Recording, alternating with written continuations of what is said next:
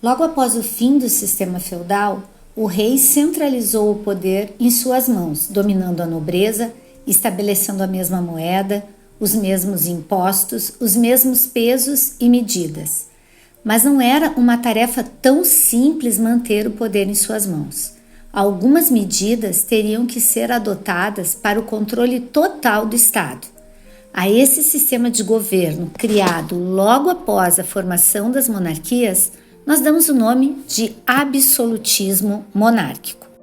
Logo após a aliança do rei com a burguesia, houve uma preocupação dos novos monarcas de governar com alguma estabilidade. Essa estabilidade seria dada pelo domínio das fronteiras, pelo domínio das famílias nobres e dos senhores feudais, e isso exigia uma organização. E esses monarcas novos, eles não tinham nenhum hábito de organização nesse sentido. Era uma coisa nova. Afinal de contas, o feudalismo durou muitos séculos. Então, governar agora era uma tarefa que exigia uma nova funcionalidade na maneira de agir e de dominar. Uma funcionalidade que fugisse da guerra constante entre reis e senhores feudais. Logo depois das primeiras alianças do rei com a burguesia, a gente tem as guerras de formação das monarquias nacionais. Algumas delas, como a Guerra dos 100 Anos, duraram tempo demais para que se estabelecessem os limites e as fronteiras. Outras, como a Guerra de Reconquista, dispensaram a rivalidade entre nobres e reis para unir os dois contra um inimigo comum.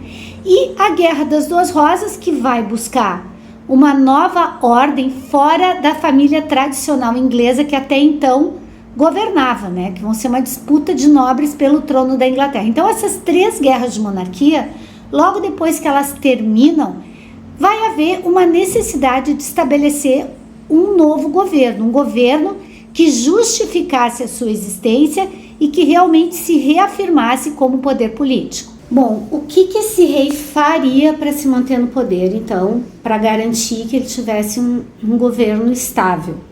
A primeira coisa que ele tinha que pensar é que o exército que manteve ele durante todo esse tempo tinha que ser um exército nacional. Ele não podia mais contar, como na época da aliança com a burguesia, com um exército de mercenários. Isso nem faria mais sentido. E as próprias guerras de formação da monarquia deram um sentido de nacionalidade, especialmente para a França, né? E para a Inglaterra, num certo sentido também. A Guerra de Reconquista também trouxe esse sentido de nacionalidade, né? De união pela nação. Então, fazer um exército nacional tinha sentido. E, além disso, arregimentar esses soldados através da família de nobres aliançava o rei com a nobreza, né? Deixava a nobreza mais a seu serviço, né? E então isso era uma boa jogada. Um exército nacional formado por filhos de nobres, inicialmente, era uma coisa bem comum no sistema absolutista europeu entre os séculos XVI e o século XIX.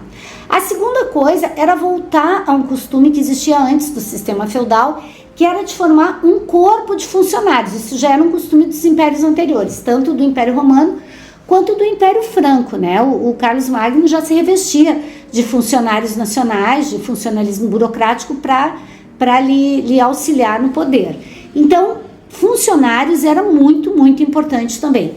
E justificar a sua existência ali. Por que aquela família no poder e não outra? Né? Se várias famílias de nobres, principalmente depois do Tratado de Verdun, os reis ficaram espalhados pela Europa em territórios às vezes minúsculos, né? A gente tinha rei lado a lado. Então, agora, por que um rei dominaria outros ou outras famílias de nobres?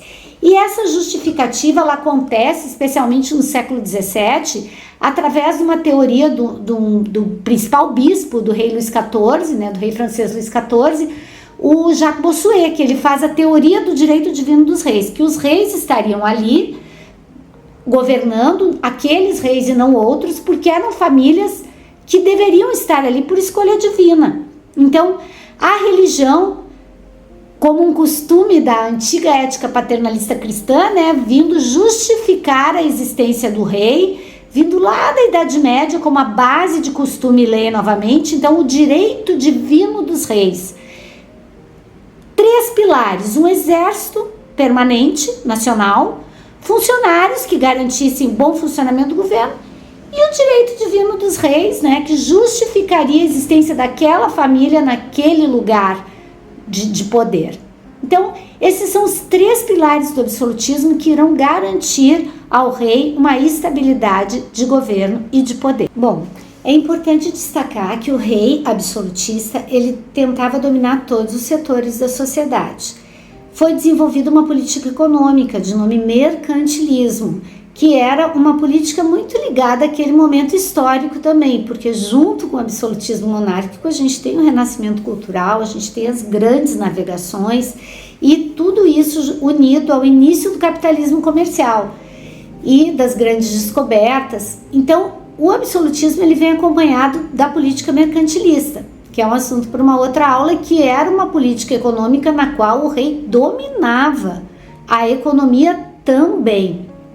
Existe uma discussão se os reis absolutistas tinham poder arbitrário ou não. Alguns autores afirmam que eles tinham poder arbitrário, porque afinal de contas eles tinham poder absoluto e eles não consultavam ninguém para isso. Outros afirmam que não, porque existiam órgãos como o parlamento inglês, como as assembleias francesas. Mas a gente tem que deixar bem claro que o rei francês, por exemplo, especialmente Luís XIV e todos os que os sucederam, não convocavam as assembleias para nada, né? Elas eram órgãos de mera consulta para assuntos aleatórios, nunca sobre guerra e paz ou sobre decisões econômicas. Isso é uma transformação que acontece só no século XVIII, que vai levar à Revolução Francesa, no caso da França. E o absolutismo inglês também, quando os reis absolutistas ingleses, especialmente após Elizabeth I, na dinastia Stuart, quando eles começam a interagir mais com o parlamento, existe uma resistência bem grande, né, de ouvir o parlamento. Isso também vai resultar nas revoluções inglesas. Então, o poder do absolutismo, ele sempre vai esbarrar, sim, nos seus órgãos consultores.